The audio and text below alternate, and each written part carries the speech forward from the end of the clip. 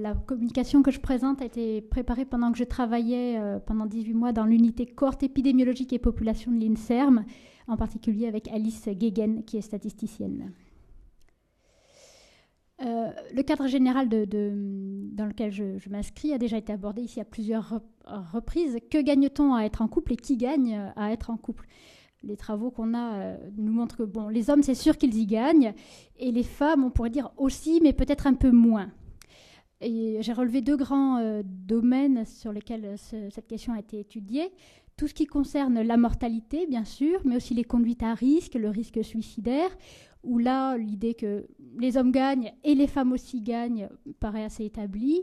Et puis, par ailleurs, il y a des travaux qui sont peut-être détachés des questions de santé, mais qui sont quand même beaucoup des questions très étudiées par les études de genre, qui sont autour du travail domestique, des carrières professionnelles, où il y a une plus grande ambiguïté, où on pourrait penser que peut-être le couple est un lieu d'exploitation des femmes, où les femmes apportent des ressources et les hommes en tirent les bénéfices. Donc moi, je me suis située un peu à mi-chemin entre le travail domestique et la mort, on va dire, pour étudier une pratique quotidienne qui est dans une certaine mesure productrice de santé, à savoir l'alimentation.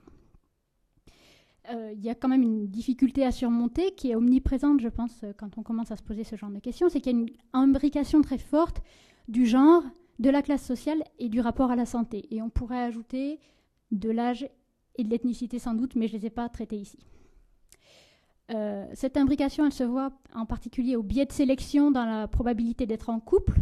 On a d'autant plus de chances d'être en couple qu'on est en bonne santé, et ça exclut en particulier... donc ça posait problème au moment de l'analyse statistique.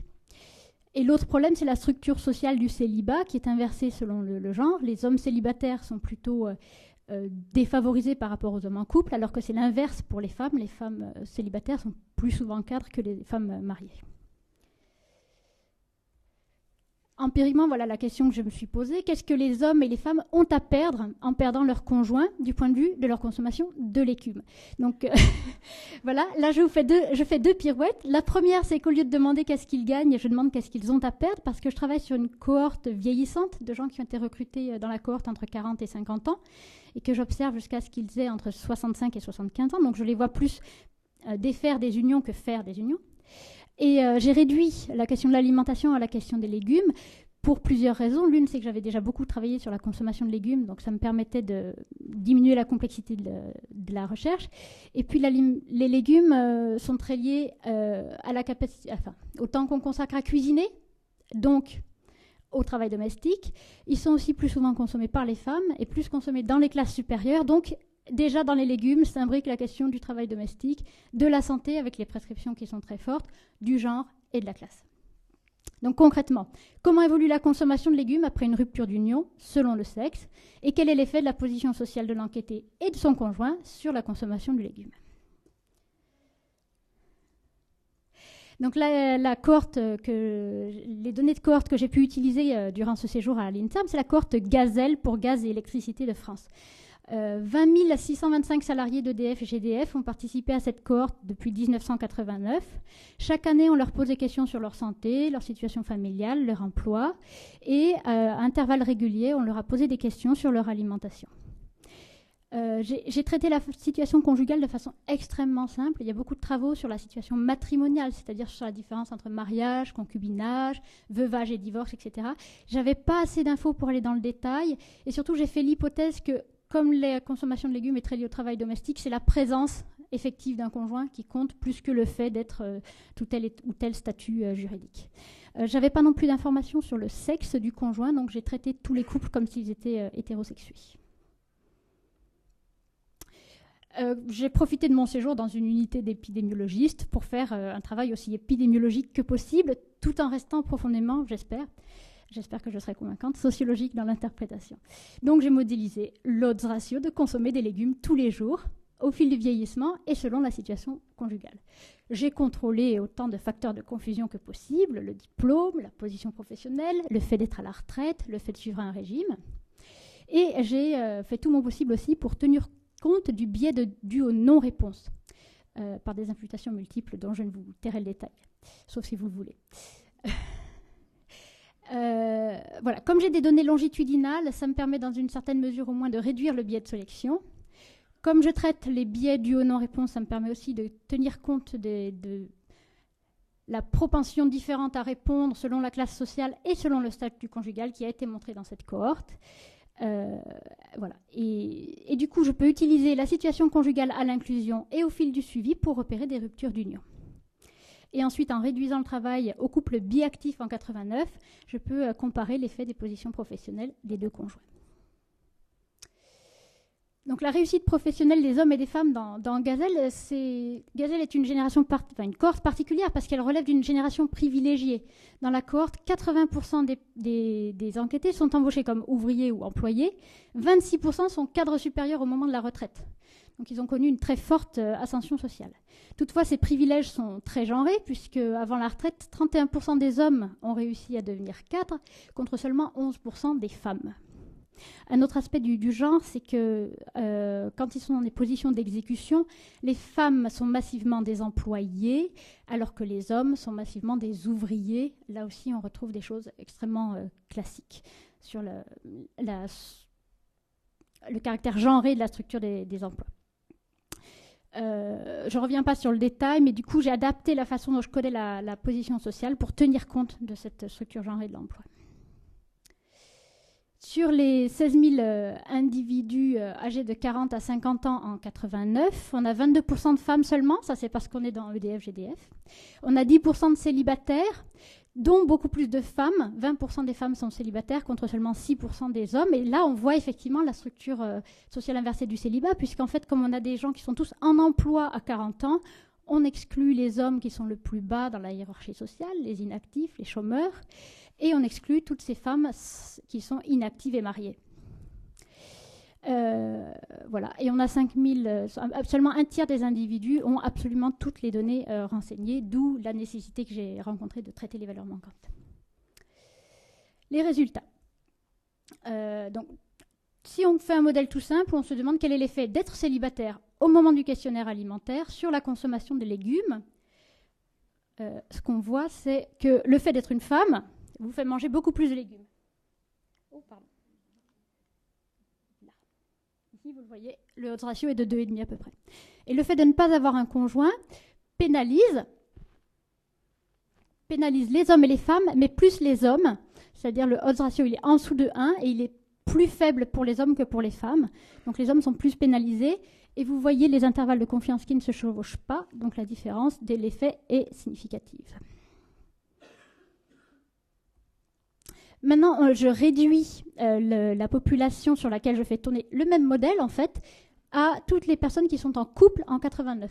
Et donc, la variable sans conjoint, c'est en fait la variable avait un conjoint et n'en a plus. Donc, on retrouve l'effet du fait d'être une femme.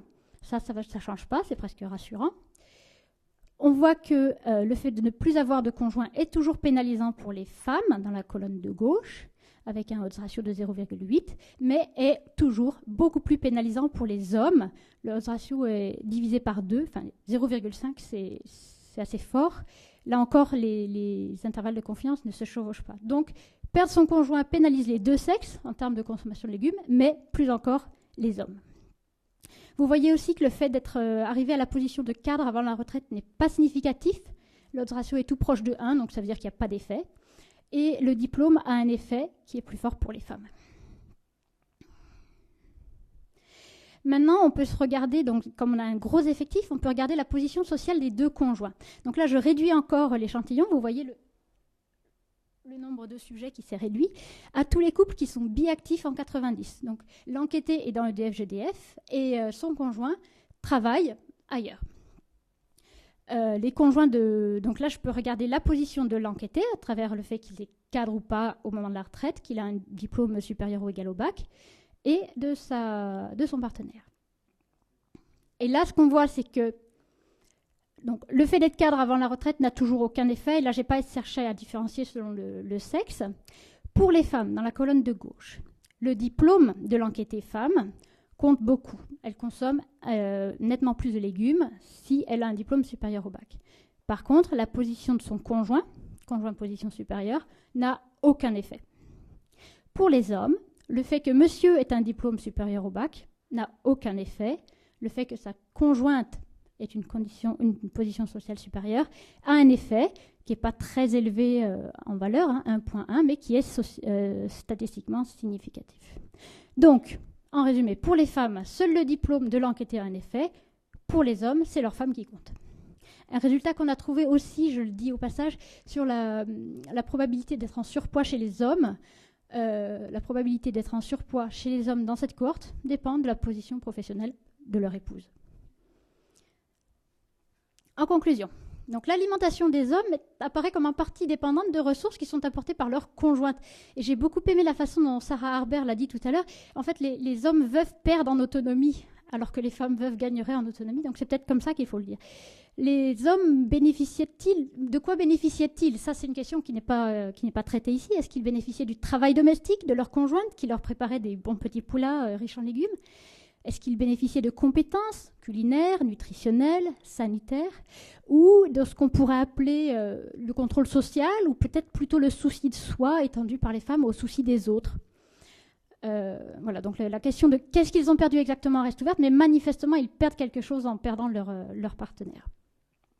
A l'inverse, les pratiques alimentaires des femmes paraissent plus autonomes, moins sensibles au contexte, moins sensibles à la présence ou non d'un conjoint, moins sensibles à la situation professionnelle de ce conjoint, moins sensibles, je ne l'ai pas traité ici, mais je l'avais montré ailleurs, au lieu où elles prennent leur propre repas. Du coup, on pourrait dire que les femmes ont plus la capacité à suivre leurs propres normes alimentaires, quel que soit le contexte, y compris si ces normes ne sont pas foncièrement conformes aux prescriptions nutritionnelles. Ceci dit, pour revenir sur la question de à qui profite le couple, les femmes ne sont pas simplement victimes d'une exploitation, puisqu'elles aussi consomment moins de légumes si elles n'ont pas de conjoint. Et là encore, on peut se demander qu'est-ce qui joue. Est-ce que c'est la sécurité matérielle et financière plus grande des personnes vieillissantes en couple par rapport à celles qui sont seules, ou est-ce que c'est la sociabilité conjugale au moment des repas? Ça a été un peu étudié dans des recherches qualitatives. En guise d'ouverture, je voudrais poser des questions. Ouvrir peut-être un peu la réflexion. Est-ce que le sexe est vraiment une variable à 2 modalités? Parce que concrètement, qu'est-ce que j'ai fait dans mes modèles? J'ai codé une variable à 4 modalités. Homme seul, homme en couple, femme seule, femme en couple. Et il y a au moins 3 situations distinctes. Celle des femmes, avec une alimentation qui dépend de leurs propres caractéristiques, en particulier leur âge et leur position sociale, mais qui est peu influencée par le contexte, que ce soit le lieu de repas ou leur situation conjugale. Des hommes seuls qui auraient, on pourrait dire, une alimentation masculine assez proche de l'alimentation des classes populaires, et des hommes en couple dont on pourrait dire qu'ils ont une alimentation sous influence de leur conjointe quand elle est présente. Et au final, peut-être pour pousser la réflexion peut-être un peu plus loin que ce que me permettent les données, mais je voudrais quand même vous faire cette proposition. Est-ce que quand je dis homme, je ne pense pas inconsciemment homme en couple, puisque la majorité des hommes vivent en couple? Donc est-ce que quand on pense aux hommes sur le marché du travail, aux hommes dans la sphère politique, aux hommes au quotidien, on ne pense pas en fait à des hommes qui ont derrière eux une femme qui assure, j'ai envie de dire. Et du coup, ça nous amène à réfléchir, et je crois que ça a été dit tout à l'heure, à l'intersectionnalité entre le statut conjugal et le genre dans les questions de santé. C'est-à-dire, est-ce que parmi la masse des hommes et la masse des femmes, et parmi les inégalités entre hommes et entre femmes, et au sein des hommes et au sein des femmes, se cacherait pas une différence profonde liée au statut conjugal qu'on serait peut-être un peu obligé de prendre en compte de façon très systématique, et la présentation de Sarah Harber m'a assez confortée dans cette direction.